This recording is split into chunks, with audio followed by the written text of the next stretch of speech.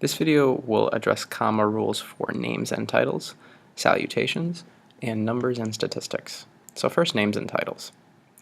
If a title or an abbreviation, for example, medicine doctor or PhD, etc., follows a name, we place the comma between the name and the title and also after the title. So with names and titles, just remember you're going to use two commas. Here's an example. I met Sophie Rowan, name, comma, PhD, title, comma, at the political science conference. Two commas. They're both underlined. One comma came after the name, and another comma came after the title. Another example. Robert Waring Jr.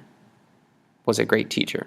In this case, the comma comes after the name, Robert Waring, and then also after the title, Jr. was a great teacher. So remember, you will always use two commas when using commas for names and titles. We also use commas when writing an informal letter after a salutation. You've seen this before. Dear John, Dear Sally, Dear Santa. If it's an informal letter, you use the comma after the salutation. Remember, however, that formal letters, however, often do not use commas but rather colons. It depends on what type of letter. But here's an example.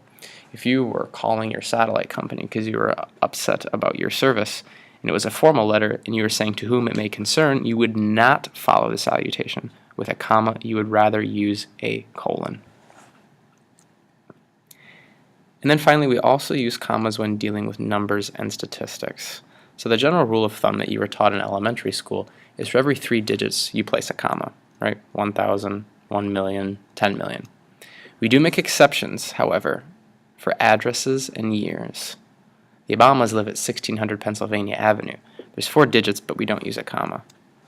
Bismarck united Germany in 1871. So in this case, again, 4 digits, but we don't use a comma. Commas also separate certain kinds of information and statistics, however. So here's an example. LeBron James is 6 feet, 8 inches. You know that 6 feet is one type of measurement. It's indicated in blue. And 8 inches is another type of measurement, and it's indicated in red. So they're the same information, basically. They're telling us how tall he is, but it's 2 different categories. So we use 6 feet, 8 inches. Another example, when I was born, I weighed 7 pounds, 4 ounces. Or it took me 6 hours, 40 minutes to reach Washington, D.C.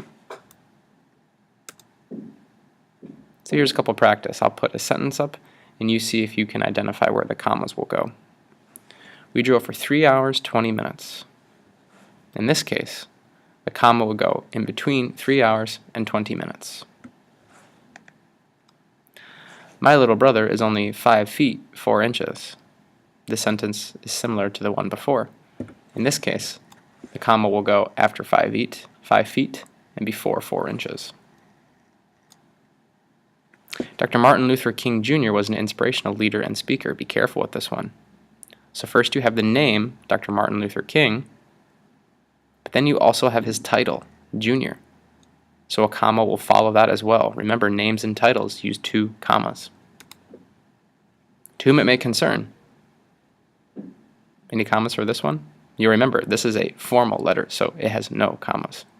Dear Jane, however, is an informal, so we place a comma after Jane. What about she lives at 1050 Edinbrook? It's an address, so we don't use a comma. We sold 2,160 pizzas. In this case, the comma comes after 2. The Battle of Hastings was in 1066. This is a year, so again, no commas.